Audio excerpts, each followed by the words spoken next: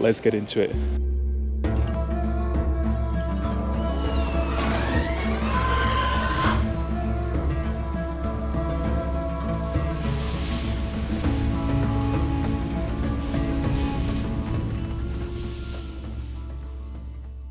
Do you ever question your own beliefs?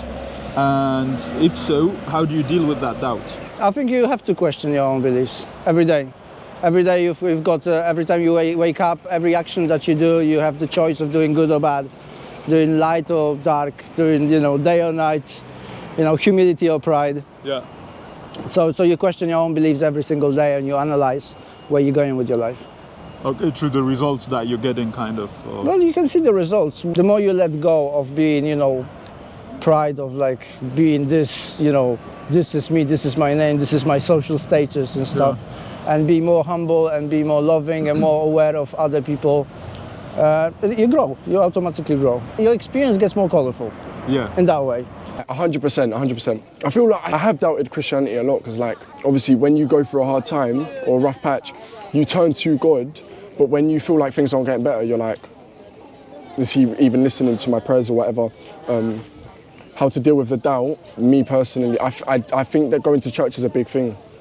Because when you go there and you hear the lectures and everything, it definitely shapes your mind, like it shapes your opinion and everything, and kind of reinforces your belief, makes you reassured in your belief. I question my beliefs all the time. I mean, I think it's about testing them and making sure that you believe in them day after day. I think it's important to test it in different environments and capacities and say, like, how do I test it? Or how do you deal with that doubt? How do I deal with it? But testing is how you deal with it. Yeah, no, testing is how I deal with it, for sure. Do you have a concrete example? I'm just curious. Yeah, I think my friends and I, we have different religious beliefs. So I think having healthy debate, having healthy conversations is really important. And that's it. I think that's how my beliefs get tested, but also in a healthy way. So being challenged by of course. Other people. Different beliefs, may I ask which kind of Yeah, for example, like I have friends that belong to the Islamic faith, right? Okay. So it's good to sort of understand where they come from on certain things and certain rituals that they perform that I wouldn't perform, and vice versa. Yeah, that resonates with that. So how do you approach people with different belief systems than your own? Are you curious, confrontative, or indifferent? Yeah, curious. Always be open-minded. Right, I do care and I try to be open because I think more diverse, more colorful is better. Maybe we are not aware, but we get so much thing from each other. So I try to be open and curious. I used to be confrontative. I'm curious, loving and respectful as much as I can as a human being. Because sometimes there are some people that are their way of preaching is a bit offensive and stuff. So for example, with some Muslim brothers, sometimes I've got a problem with them sometimes because it seems like they engage with me in the conversation about spirituality just so in the end of the conversation I would recite the Shahada. Yeah. That's like the goal. So it's not an exchange, it's more like it's not like they're actually... They explain instead of discussing. They have a certain goal that they like, it feels very like, kind of like, like I know what's your goal, but like that's not how you invite somebody to spirituality. Yeah. You have to love them, and then the love is contagious, and you have to be a good example.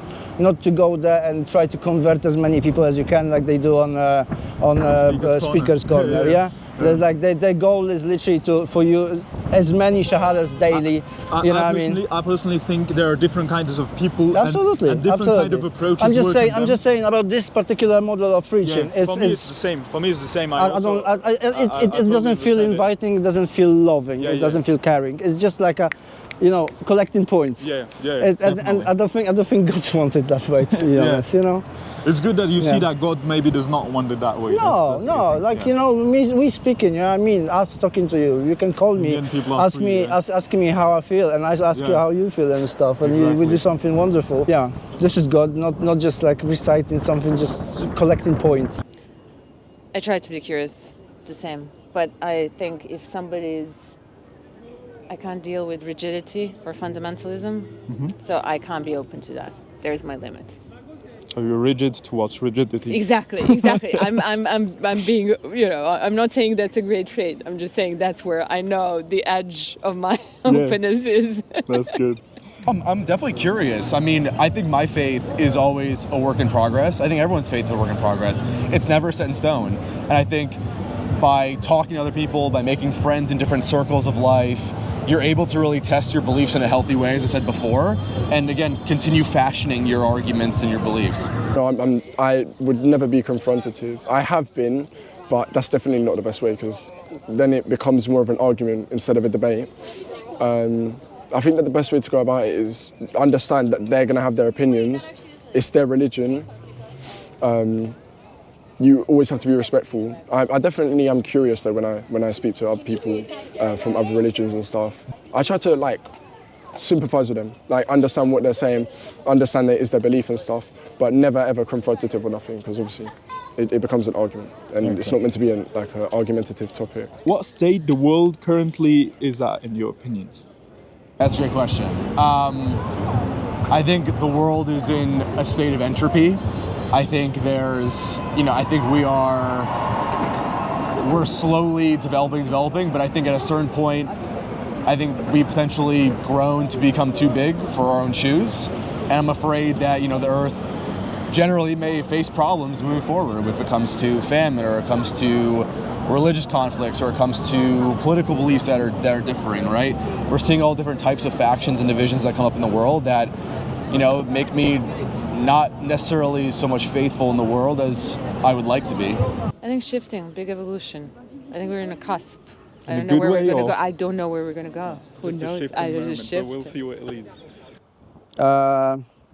It's in a state of massive destruction when it comes to like material things. And well, first of all, there's a crazy state because we've got massive military conflicts in significant places in this world as well. So places of big religious value, Holy Land, So, and also we're very entrapped in the social media stuff and stuff like that. So like, I think the spirituality was replaced with the virtual world. So instead of using that platform, spiritual platform of communication or of wellness, we use the distraction, which is social media, for example, or overspending, or caring too much about stuff that doesn't really matter. It will definitely not matter in 2 years. Yeah. What you're doing at the moment on your social media. Oh, it's all right. It's always a bit of a mess, isn't it? It'll never be perfect. Do you think the way we approach belief systems is changing in the modern world, and in what direction are we heading? I think that on TikTok, 100% on social media, like young people are lied to so much about what you have to do to be a good Christian, or social media as a whole is shifting it.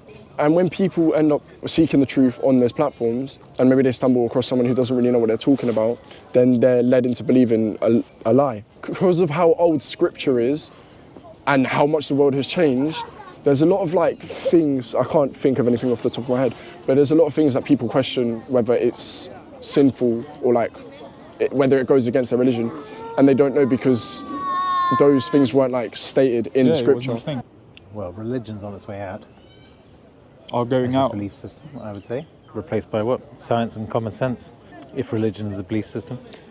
True, but I also think science and beyond that, there's something about interconnectedness. I think we're becoming more aware about interconnectedness.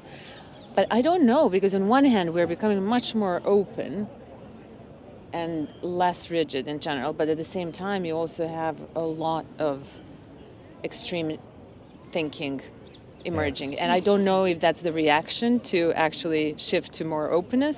So just the edge behavior before things become more open, or is that the new paradigm? I don't know.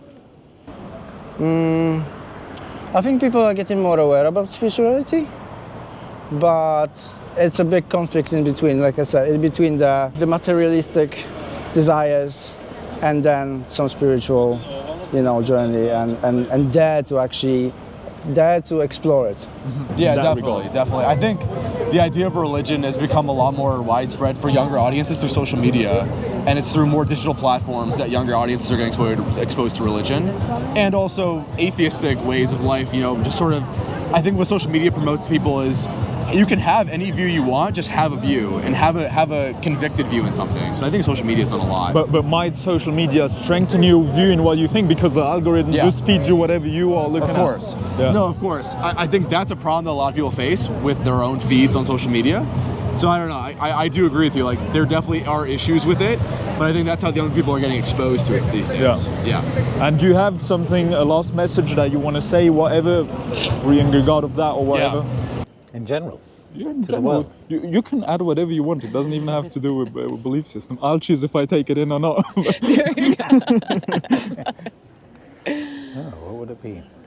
I think being open-minded is super important. Yeah. I think you never stop learning, no matter what age you are.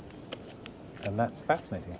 The most important aspect that I've learned in life is that your views will always be changing. Your experiences will always be changing. Just as you go through your own evolution, so will your beliefs and your thoughts. And getting that to be debated with others in healthy ways, to challenge your thoughts and challenge other thoughts, is the only way for us to have a real harmonious society. I think by being more open and honest with each other about our faith and being less divisive, I think is so important, especially for younger generations that are already growing up to be a little more divisive than probably the older generations. Be here now. Love everyone.